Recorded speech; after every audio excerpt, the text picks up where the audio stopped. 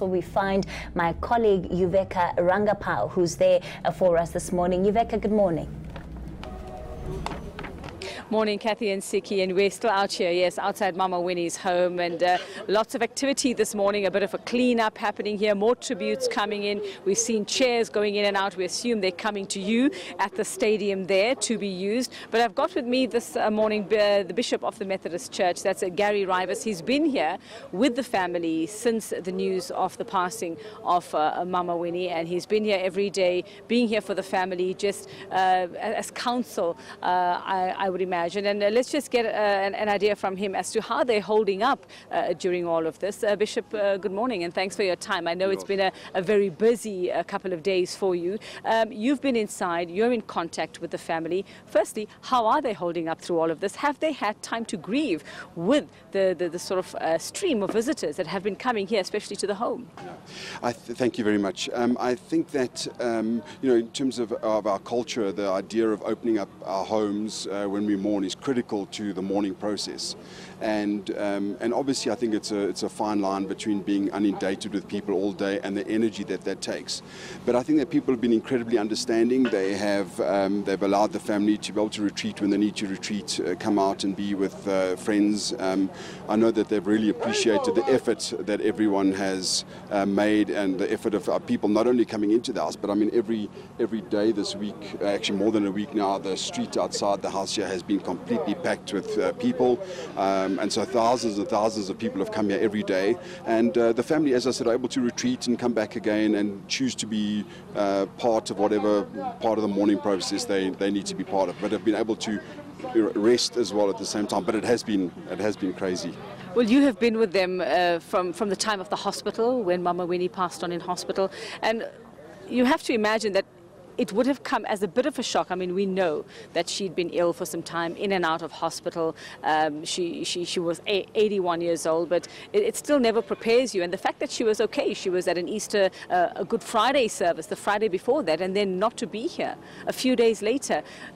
How did the family deal with that? If you were around them, did it come as a surprise, a big surprise to them at the time on that Monday? Yeah, look, I think that when a person is sick and in and out of hospital, there is this inclination of thinking that, look, this is not good, and there's a bit of a preparation for it. But even so, I think that nothing really prepares you when it actually happens, And in Mama Winnie's case, although she'd been in and out of hospital even on Monday, she seemed to be okay. And so when I saw her in the morning, and then when I got the phone call later on that she had passed, I was completely shocked, and I have no doubt the family was shocked as well. It was definitely not expected on Monday.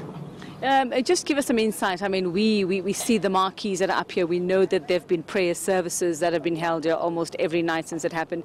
We know also that the women from the church, and Mama Winnie was a staunch Methodist and very dedicated to the church as well. Just how has that helped them, just bring them the solace and the comfort for somebody who was larger than life, who's not here anymore? Yeah.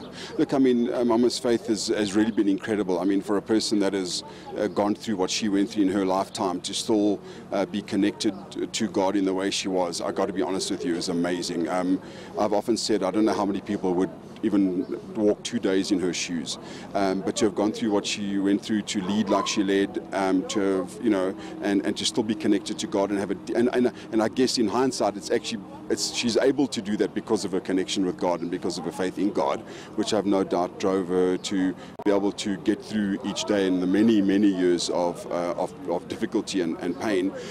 So part of what I've been doing is organising every evening prayers between 6:30 and 7:30 with different communities. It's been absolutely incredible. Last night we had the youth unit of the Methodist Church, which we wanted them to be involved, and we knew that Mama would want them to be part of this. So they came along last night. The Dutch Reformed Church were here last night with Dr. Sleers. The Zionists were here last night, the Zion Church. The police were here last night. So literally every single evening this week, from Presbyterian to Anglican to Catholic to Methodist, and we've been involved in that, and charismatic, and it's been incredible. And so much so it got so big eventually that they had to build the marquee tent next door here, or just on the side. And yeah, and even with the family in that, they've been critically involved every night in prayers, either in the tent exit or else in the house.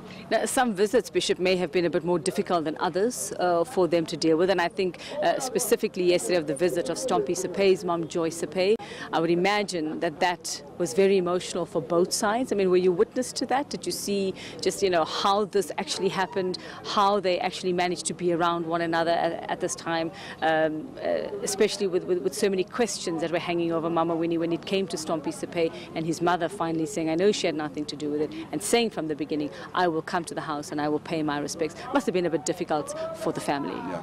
Look, unfortunately, yesterday when they did visit, I wasn't here. I was busy with accreditations at Nasrec the whole day yesterday, so unfortunately I wasn't here, and I haven't really had any feedback regarding to what that moment was like. But I'm sure, for her to have been here, it must have been an incredible moment.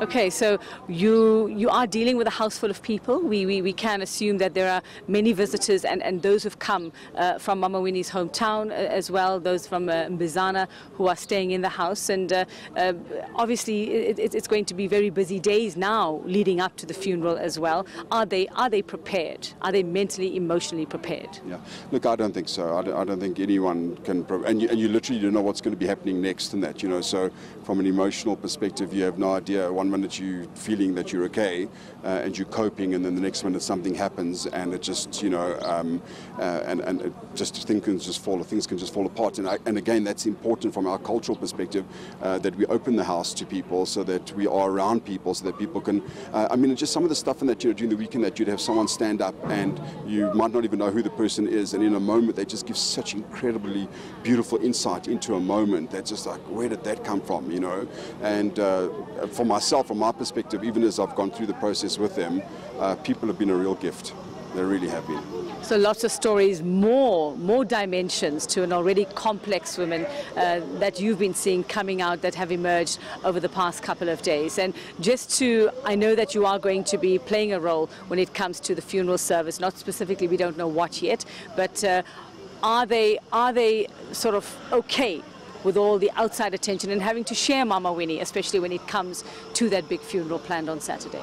Look, I think that she hasn't had a choice in that. The family hasn't had a choice. She's always been larger than life. She's always been, her family, from a young age, we know her children and grandchildren have had to share her because of who she is as a person. So I think this is par for the course. For me, as interesting as what happens on Sunday and Monday. And we have all of this happening here and all the attention.